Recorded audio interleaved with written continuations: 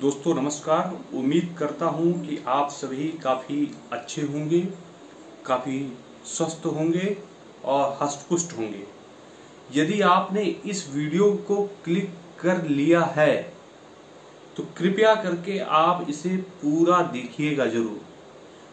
इसलिए नहीं कि इसके व्यूज बढ़ाने हैं, मुझे सब्सक्राइबर बढ़ाने हैं, इसलिए आपको देखना है कि मैं कुछ देश की बात करने जा रहा हूँ और यह आपके और हमारे भविष्य से संबंधित है, जो कि देश की दशा और दिशा इस लोकसभा इलेक्शन 2024 में बदलने जा रही है। खास करके अभी आपने देखा कि आम आदमी पार्टी के संजय सिंह जेल से छूट करके आए हैं और बीजेपी के विरुद्ध एक हवा चलाने की कोशिश की जा रही है। आपको मैं फ्लैशबैक में लेके जाना चाहता हूं, ज्यादा दूर नहीं लेके जाना चाहता हूं, केवल फ्लैशबैक में आप जाइए। आप सभी को क्या याद है 26 नवंबर 2008 में जब मुंबई में अटैक हुआ था, ताज होटल पे अटैक हुआ था। छत्रपति शिवाजी टर्मिनल में आलू भिंडी के तरीके से झमाझम गोलियों की बारिश हो रही थी और भूना जा रहा था उन पाकिस्तानी आतंकवादियों के जरिए। ओकामा हॉस्पिटल में जिन छत्रपति शिवाजी टर्मिनल में जो गोलियों से घायल हुए थे, उन घायल लोगों को जब ओकामा हॉस्पिटल में शिफ्ट किया जा रहा था तो उनके दो आतंकवादी वो उन ओकामा हॉस्पिटल में गोलीबारी कर रहे थे। पता है आपको? बात नहीं करनी चाहिए कि इनकी जाति क्या थी, इनकी कास्ट क्या थी उन आतंकवादियों की, लेकिन सब के सब मुल्ले थे। आज इसकी बात मैं नहीं कर रहा हूं। आप उठा के देखिए, अगले आज से 50 साल के जितने आतंकवादी हमले हुए हैं, उठा के देखिए किस धर्म से इसके थे, सब मुसलमान मिलेंगे आपको। चाहे 1993 का अटैक उठा के देख लो, चाहे संसद पे अटैक करने वाले को देख लो, 2001 में प्लेन हाईजैक करने वाले को देख लो, उसको भी देखो। अब मैं चर्चा कर रहा था कि 26/11 में उस हमले में आपको ये बता देता हूं। फिर उसके बाद सारे आतंकवादी ताज होटल, जो दुनिया का फेमस होटल है मुंबई का, उसमें उन्होंने उस होटल में हमला करना शुरू किए। और आपको याद है, वह पिक्चर याद होना चाहिए कि जब एनएसजी कमांडो उस ऑपरेशन को सफल कर रहे थे और हेलीकॉप्टर से संदीप उन्नीकृष्णन, जो केरल का थे ऑफिसर, वो जंप कर रहे थे और आतंकवादी उनको टारगेट करके गोली मारे थे। कारण क्या था कि मीडिया उनको दिखा रही थी उस फुटेज को, और उस फुटेज को देख करके उनके आका पाकिस्तान में बैठे हुए थे और उन्होंने संदीप उन्नीकृष्णन को गोली मारा। बहुत इंपॉर्टेंट बात मैं करने जा रहा हूं। देश की यह दुर्दशा कैसे पहुंची आपको बता रहा हूं। 2004 में अटल बिहारी वाजपेयी की जब सरकार गिरती है तो सबसे पहले पी चिदम्बरम, मैंने उस प्रेस कॉन्फ्रेंस को सुना था। आप उठाइएगा, आप खुद सुनिएगा। पहली प्रेस कॉन्फ्रेंस में पी चिदम्बरम गृह मंत्री थे। पहली घोषणा इन्होंने क्या किया कि पोटा कानून को खत्म करना, प्रिवेंशन ऑफ टेररिज्म एक्ट। वह कानून जो आतंकवादियों पर सख्त लगाम लगाता था, सख्त कानून, जैसे कि अभी यूएपीए जैसे कानून बीजेपी गवर्नमेंट ने लागू किया है, इनकी कमर तोड़ कर दिया है इन आतंकवादियों का। अरे आपकी चिंताएं कुछ अलग हों, आपकी दुविधाएं कुछ अलग हो, आपके दुख कोई अलग हों, लेकिन आज आप सुरक्षित हैं। आप कहीं सुन रहे हो कि कहीं अटैक हो रहा है? आपको पता होना चाहिए उस समय मुंबई अटैक हुआ, अक्षरधाम पर सुना होगा, अक्षरधाम पे हमला हुआ, कनॉट पैलेस पे हमला हुआ, अयोध्या में अटैक हुआ। देश के आए दिन शहरों पर अटैक हुआ करते थे। देश के जगह जगह हर भीड़ भाड़ इलाकों पर हमेशा डर बना रहता था कि कोई भी अनजान वस्तु को छूना नहीं। आए दिन जम्मू कश्मीर में जवान शहीद होते रहते थे। इसकी कीमत कौन इसकी कीमत चुकाता था? हमारे आपके बच्चे जो सेना में भर्ती होते थे, हमारे घरों से भर्ती होते थे, उनके खून पर ये सरकारें चलती थी। क्यों? क्योंकि कांग्रेस को अपने परिवार की चिंता थी। जब आप फैमिली फर्स्ट की बात करते हैं तो देश लास्ट हो जाता है। जब आप इंडिया फर्स्ट की बात करते हैं, कंट्री फर्स्ट की बात करते हैं, देश फर्स्ट की बात करते हैं, तो फैमिली लास्ट हो जाती है। मेरा कोई व्यक्तिगत इंटेंशन नहीं है, लेकिन मैं जरूर प्रभावित हूं। मुझे पसंद है, यदि कोई मुसलमान पसंद है तो एपीजे अब्दुल कलाम जैसा मुसलमान पसंद है, जिसका जीवन केवल और केवल देश है। देश मतलब कि वो कहते थे कि मेरे को एक टेबल और चेयर चाहिए और एक चारपाई चाहिए,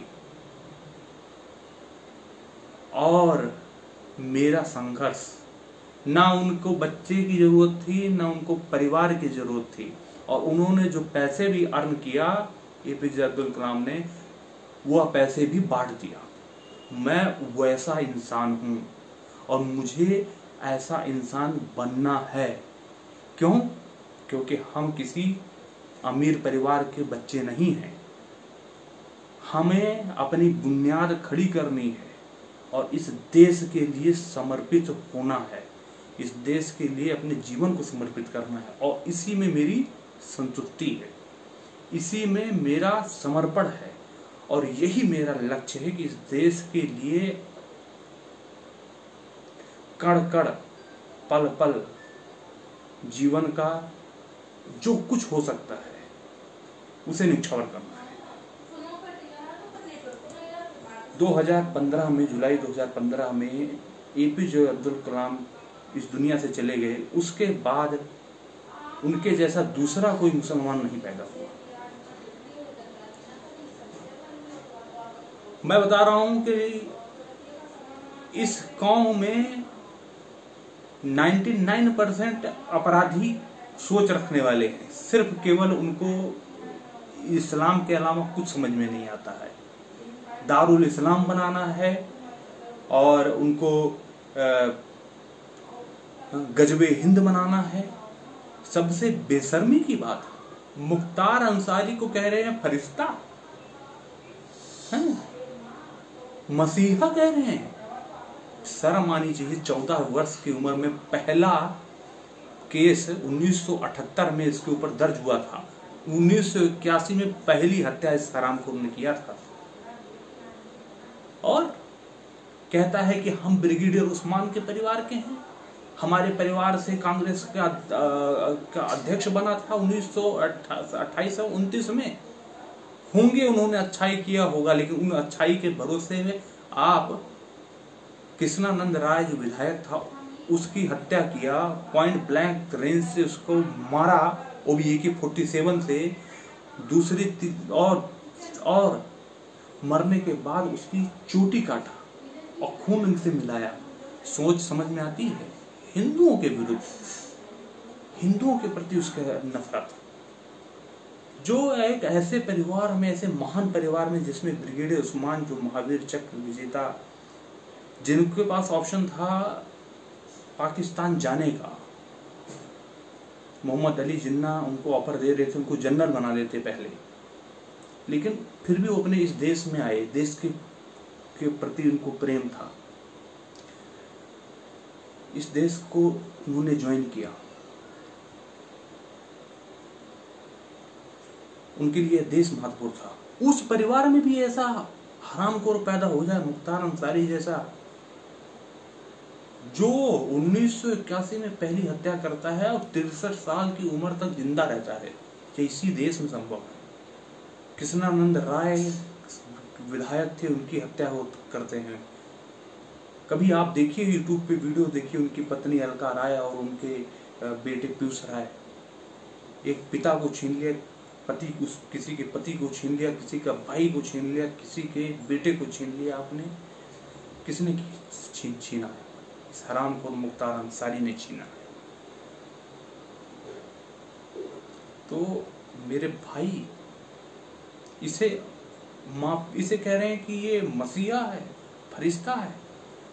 उस भीड़ को देखिए जो उनके अंतिम संस्कार में गई थी, उनमें 99.99% सफेद पोश टोपी वाले मुल्ले हैं। उसमें 99.99% मुल्ले हैं और कुछ हिंदुओं के गद्दार भी हैं। पृथ्वीराज चौहान कितना शक्तिशाली, पृथ्वीराज चौहान के मुकाबले मोहम्मद गौरी की कुछ औकात नहीं थी।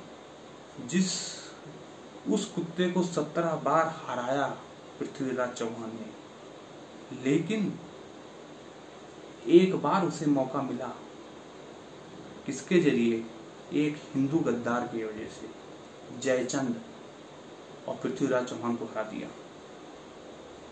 गद्दार अपने ही कौम में है। अब ये देखिए, 72 साल का नरेंद्र मोदी, 73 साल का नरेंद्र मोदी, उस कोरोना काल के भीषण समय में, आपके घरों में भी 72-73 साल के कोई बुजुर्ग होंगे बाबा, उनकी हालत आप देखिए, चलने को तरस रहे होंगे, और इस व्यक्ति ने कोरोना काल में आप सभी के लिए किस तरीके से लड़ाई लड़ा और कैसे देश को सुरक्षित किया, सिर्फ यही व्यक्ति कर सकता था इस कठिन समय में। किस्मत अच्छी थी कि आपने ऐसे प्रधानमंत्री को चुना, नहीं तो आप अमेरिका जैसे राष्ट्र में, सबसे शक्तिशाली राष्ट्र में, सबसे धनी राष्ट्र में सबसे ज्यादा मौतें हुई थी। जब से मोदी जी प्रधानमंत्री बने हैं, 2014 तक 72 एयरपोर्ट थे। मोदी जी के आने के बाद 148 हैं। हो सकता है और भी ज्यादा हों, आप चेक करिएगा गूगल में। हर दिन 15 किलोमीटर की रफ्तार से नेशनल हाईवे बन रहे हैं, सड़कें बन रहे हैं, वंदे भारत ट्रेनें चल रही हैं। उत्तर प्रदेश की ही केवल मैं बात कर रहा हूं, मेट्रो कहाँ बन गई। बनारस में मेट्रो चल रही है, आगरा में मेट्रो चल रही है, कानपुर में मेट्रो चल रही है, लखनऊ में मेट्रो चल रही है, गोरखपुर में मेट्रो बन रही है, और अयोध्या में इंटरनेशनल एयरपोर्ट चल रहा है, श्रावस्ती में इंटरनेशनल एयरपोर्ट, यहाँ पर जेवर में एयरपोर्ट बन रहा है इंटरनेशनल एयरपोर्ट। केवल दिल्ली में था इंटरनेशनल एयरपोर्ट। अगर आपको विदेश में इंटरनेशनल फ्लाइट पकड़नी है या ट्रेवल करना है तो केवल दिल्ली था, इस नॉर्थ इंडिया के रेंज को कवर करने के लिए। भाई साहब, नॉर्मल ग्रोथ नहीं, एबनॉर्मल ग्रोथ हुआ है। किसी भी फील्ड में उठा लीजिए, जहां 5 IIT थे आज 24 IIT हैं, जहां 7 IIM थे 21 IIM हैं, और 24 एम्स हैं। आप चेक कर लीजिएगा डिटेल, एग्जैक्ट डिटेल आप चेक कर लीजिएगा। हर परीक्षा प्रणाली में सुधार, पहले अमीरों के बच्चे एमबीबीएस करते थे, कोई क्वालिटी का पैमाना तय नहीं था, लेकिन नीट जैसी व्यवस्था को लागू किया, एक पैमाना तय किया कि इतने मिनिमम मार्क्स में अगर आपको डॉक्टर बनना है तो आपको इतने मिनिमम मार्क्स लाना पड़ेगा।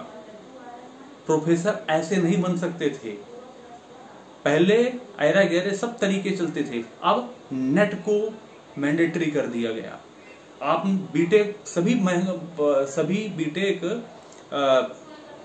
बीटेक सभी करके रखे हैं, मतलब बीटेक पैसे वाले लोग कर सकते हैं, ले सकते हैं डिग्रियां, लेकिन उसकी वो वैल्यू तब होगी आपके बीटेक का महत्व जब आप गेट क्वालिफाई करेंगे। अब हर जगह गेट का डिमांड हो गया है, प्रोफेसर बनना है तो नेट क्वालिफाई करना पड़ेगा, और एग्जामिनेशन में कॉमन इंट्रेंस टेस्ट को लागू कर दिया है, सीईटी पेट जैसे एग्जाम को लागू कर दिया है। मानता हूं अभी भी सुधार की गुंजाइश है, लेकिन गुंजाइश चल रही है। मोदी जी के कौन सा परिवार है, माता भी थी वो भी खत्म हो गई उनकी, उनका कौन सी फैमिली है जिनके लिए इस 72-73 साल की उम्र में वो लड़ रहे हैं। योगी जी का कौन सा परिवार है, उनका आप लोगों का परिवार है। आप लोगों के बच्चे सुरक्षित रहें, जिंदा रहें, सुरक्षित रहें, इसलिए वो लोग लड़ रहे हैं। आपसे गुजारिश है, वो अगर 400 सीट मांग रहे हैं तो आप उनको 450 सीट ला कर दीजिए। आम आदमी पार्टी, केजरीवाल इस समय जेल में है, संजय सिंह छूट करके आए हैं। आप ये बताइए कि संजय सिंह को मुख्यमंत्री क्यों नहीं घोषित कर दे रहे हैं ये लोग, क्यों नहीं? प्रॉब्लम क्या आ रही है? मुख्यमंत्री इसलिए घोषित नहीं कर दे रहे हैं, ये चाहते हैं अपनी पत्नी को घोषित करना मुख्यमंत्री, लेकिन इलेक्शन का टाइम है, पत्नी को घोषित करेंगे तो लोग इस बात को चिल्लाने लगेंगे कि अपने परिवारवादी पार्टी है, और संजय सिंह को घोषित कर नहीं सकते क्योंकि फैमिली फर्स्ट है, फैमिली का फर्स्ट का फंडा नहीं होगा। जो व्यक्ति IRS जैसे पद पे रहा हो, जिनकी पत्नी IRS रही हो, जिनके पिता इंजीनियर रहे हो, माता टीचर रही हो, वह व्यक्ति कौन सी योजना लागू कर रहा है? फ्री बिजली देना, फ्री महिलाओं का बस यात्रा देना, ये कौन सा विकास है भाई? आज है, कल को कोई भी गवर्नमेंट आई और किसी भी दिन बंद कर दी तो वो योजना बंद हो गई, ये कोई विकास है? ये कोई विकास है? इस छोटे छोटे काम से किसका उद्धार हो जाएगा? ये कोई टिकाऊ डेवलपमेंट नहीं है। लेकिन आपकी सड़कें बनती है, ये 20 साल 25 साल 30 साल रहेगी, रोजगार डेवलपमेंट होगा। मेट्रो बनती है, ये एक दिन के अंदर सरकारें भरे बदल जाएगी, लेकिन अगर जिस सरकार में मेट्रो बन गई वो अगली सरकार में भी रहेंगी। शीला दीक्षित के समय में जो मेट्रो बनी थी अभी भी है, मैं बताता हूँ, या अभी जो बीजेपी बना रही है, इंफ्रास्ट्रक्चर पे काम कर रही है, वह अभी भी है और आगे भी रहेगा। एयरपोर्ट बन रहे हैं, अभी भी वह है, आगे भी रहेगा। ब्रिजेस बन रहे हैं, अभी भी है, आगे भी रहेगा। वंदे भारत ट्रेनें चल रही हैं, अभी भी, आगे भी रहेगी। बुलेट ट्रेन चलेगी और बनेगी और चलेगी, आगे भी रहेगा। एम्स बनेगा, आज भी रहेगा, कल भी रहेगा, परसों भी रहेगा, आगे भी रहेगा। IIM बनेगा, आज भी रहेगा, कल भी रहेगा, हमेशा रहेगा। IIT बनेगा, आज भी रहेगा, कल भी रहेगा, हमेशा रहेगा। क्या उद्धार हो जाएगा? आपकी बस की यात्रा 5 मिनट के लिए फ्री कर देगा तो इससे क्या हो जाएगा? बिजली की छूट दे देगा, क्या हो जाएगा? जब आप घर नहीं चला सकते फ्री में, तो आप देश और राज्य नहीं चला सकते। इसका मतलब आपके लिए देश महत्वपूर्ण नहीं है, सिर्फ आप लोगों को रेवड़ी बांट करके वोट लेना चाहते हैं। सिर्फ आपका यही मकसद है, अपनी सत्ता को बनाए रखना चाहते हैं, सिर्फ यही मकसद है, या कोई विकास नहीं है, या कोई डेवलपमेंट नहीं है, या विनाश है। इस व्यक्ति के अंदर, इस केजरीवाल के अंदर बिल्कुल भी क्षमता नहीं है। कोरोना काल के दौरान जो यूपी बिहार के लोग थे, उन लोगों को बस अड्डे पे छोड़ करके, भर भर गाड़ियां छोड़ करके आया था, भेज रही थी सरकार, दिल्ली सरकार, कि जाओ आप अपने अपने राज्य में जाओ, हम नहीं झेल पाएंगे आपको। ऐसा डरपोक मुख्यमंत्री था जिसकी कोई औकात नहीं है। एक साहसिक प्रधानमंत्री नरेंद्र मोदी और योगी आदित्यनाथ जैसे आपको नेता मिला है, उसका सम्मान करो। यह वह पार्टी है जो परिवार के बारे में नहीं सोचती, देश के बारे में सोचती है। APJ अब्दुल कलाम की कौन सा परिवार था यार? अटल बिहारी वाजपेयी का कौन सा परिवार था? APJ अब्दुल कलाम और अटल बिहारी वाजपेयी के परिवार के बीच में क्या संबंध है? APJ अब्दुल कलाम रामेश्वरम से आते हैं, तमिलनाडु से आते हैं, और अटल बिहारी वाजपेयी ग्वालियर से दीक्षा उच्छा और आगरा से, बटेश्वर से किया उन्होंने, लखनऊ से सांसद रहे, और क्या नाम है, बलरामपुर से सांसद रहे। कोई संबंध है? नरेंद्र मोदी गुजरात से आते हैं। क्या अटल बिहारी वाजपेयी APJ अब्दुल कलाम से कोई संबंध है परिवार का? हाँ, संबंध है, एक देश का है। योगी आदित्यनाथ उत्तराखंड से आते हैं और यूपी में मुख्यमंत्री हैं। कोई संबंध है? संबंध एक ही है, इनका एजेंडा क्लियर है, देश फर्स्ट है। आप यदि ये लोग 400 सीट मांग रहे हैं तो आज की जरूरत है 450 सीट ला के दीजिए, ताकि मुख्तार अंसारी, अतीक अहमद और शहाबुद्दीन जैसे दुर्दांत अपराधी, याकूब मेमन जैसे दुर्दांत अपराधियों को उनके सही ठिकाने पर लगाया जा सके, देश के गद्दारों को कूटा जा सके। उत्तर से दक्षिण, पूरब से पश्चिम जितनी फैमिली पार्टी हैं सब एक साथ हैं। फारूक अब्दुल्ला, इनके पिता शेख अब्दुल्ला, फारूक अब्दुल्ला के बेटे उमर अब्दुल्ला, तीनों मुख्यमंत्री अपने अस्तित्व की लड़ाई लड़ रहे हैं। PDP के मुख्यमंत्री महबूबा मुफ्ती, उनके पिता मुख्यमंत्री थे, मोहम्मद मुफ्ती करके थे, याद नहीं आ रहा, वो मुख्यमंत्री थे। आप हरियाणा में ओम प्रकाश चौटाला, JJP अजय चौटाला, ठीक है, भूपेंद्र सिंह हुड्डा के दीपेंद्र हुड्डा, फैमिली पार्टी है यार, फैमिली पार्टी है। यूपी में Akhilesh Yadav, Mulayam Singh Yadav, Shivpal Yadav, Dharmendra Yadav, Ramgopal Yadav, family party. Dimple Yadav family party है। समझ रहे हो नहीं? बिहार में LJP, लोक जनशक्ति पार्टी, रामविलास पासवान, उनके बेटे चिराग पासवान, लालू यादव के बेटे तेजस्वी यादव, और उनका बेटा कौन सा तेज नारायण यादव, या भी क्या है, जो भी फैमिली पार्टी है भाई। बंगाल में आप ममता बनर्जी के भतीजे अभिषेक बनर्जी को प्रमोट किया, फैमिली पार्टी है ना। मायावती के भतीजे आनंद कुमार को प्रमोट किया जा रहा है, फैमिली पार्टी है ना।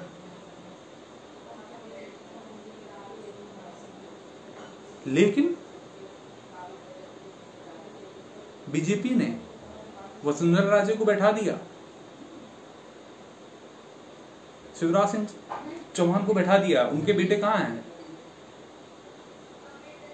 वसुंधरा राजे के बेटे कौन सा मुख्यमंत्री हैं?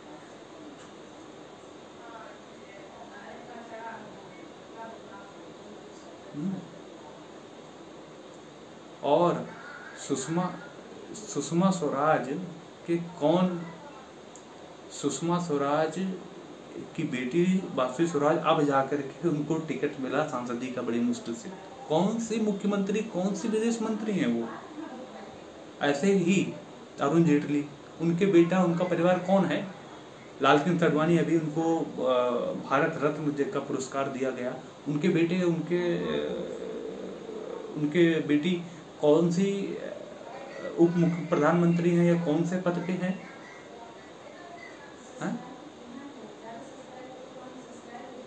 तो आप ये देखिए, दक्षिण में एम.के. स्टालिन के बेटे उदय स्टालिन, एम.के. स्टालिन के पिता करुणानिधि, ये सब मुख्यमंत्री रह चुके हैं। उनके भी पिता, वो भी फैमिली पार्टी है, उनके वो भी मुख्यमंत्री रह चुके हैं।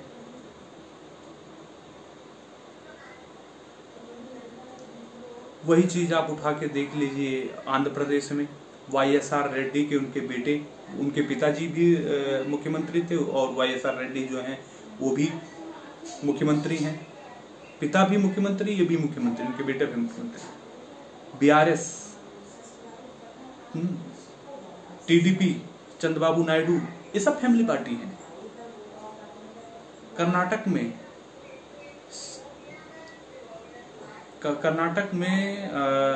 सिद्धारमैया क्या अगर आप देख ले, या कांग्रेस के जेडीएस के एच.डी. देवगौड़ा के बेटे, एच.डी. देवगौड़ा प्रधानमंत्री, उनके बेटे मुख्यमंत्री, फैमिली पार्टी है। ये भी पार्टी देखिए, भी फैमिली पार्टी है। केरल में भी ये भी फैमिली पार्टी चल रही है। महाराष्ट्र में उद्धव ठाकरे, मुख्यमंत्री बाला साहब ठाकरे, उनके पिता, बेटे, वो भी राजनीति में, family party. NCP, Sharad Pawar, उनके बेटे, उनकी बेटी सुप्रिया सूले, अजीत पवार, ये सब फैमिली पार्टी है ना। छत्तीसगढ़ में शिबू सोरेन के बेटे हेमंत सोरेन, अब उनकी पत्नी मुख्यमंत्री बनाने के लाइन में है, फैमिली पार्टी है ना।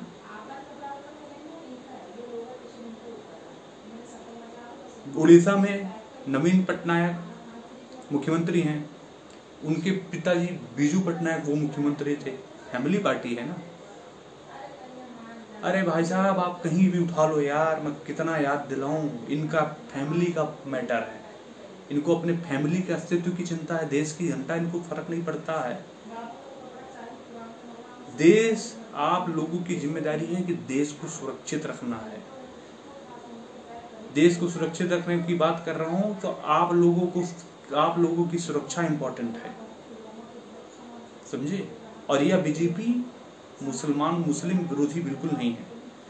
आप रिकॉर्ड उठा के देख लीजिए, सबसे ज्यादा जो फ्री राशन का फायदा उठा रहे हैं, हर किसी भी आप मोहल्ले में जाके देख लीजिए जहां पर मुस्लिम रहे, सबसे ज्यादा यही फ्री राशन उठा रहे हैं।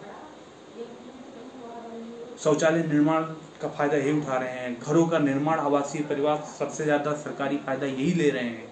गवर्नमेंट के सारे बेनिफिट सबसे ज्यादा यही उठा रहे हैं। आपके स्कॉलरशिप आए या ना आए, लेकिन माइनॉरिटी की स्कॉलरशिप जरूर आएगी। माइनॉरिटी मतलब मुसलमानों को खास करके इनकी स्कॉलरशिप आनी है। और फिर भी इनको बीजेपी पसंद नहीं है, इनकी योजनाएं पसंद है, क्योंकि इन्हें एपीजे अब्दुल कलाम नहीं पसंद है। मैं एपीजे अब्दुल कलाम को पसंद करता हूँ। अगर मैं बनना चाहूंगा तो मुझे एपीजे अब्दुल कलाम जैसे बनना है। और एपीजे अब्दुल कलाम जैसा बनने के लिए आपको धनी अमीर होने की जरूरत नहीं है। आपको परिश्रमी, देशभक्त और समर्पण होना चाहिए। जिस तरीके से एपीजे अब्दुल कलाम ने इस देश के लिए मेहनत किया है, संघर्ष किया है, उस तरीके से उस समय भी एंटी मुस्लिम माहौल था, लेकिन फिर भी एपीजे अब्दुल कलाम उस विकट परिस्थितियों में अपने कर्म को, अपने समर्पण को और देशभक्ति के पर डिगे रहे और खड़े रहे।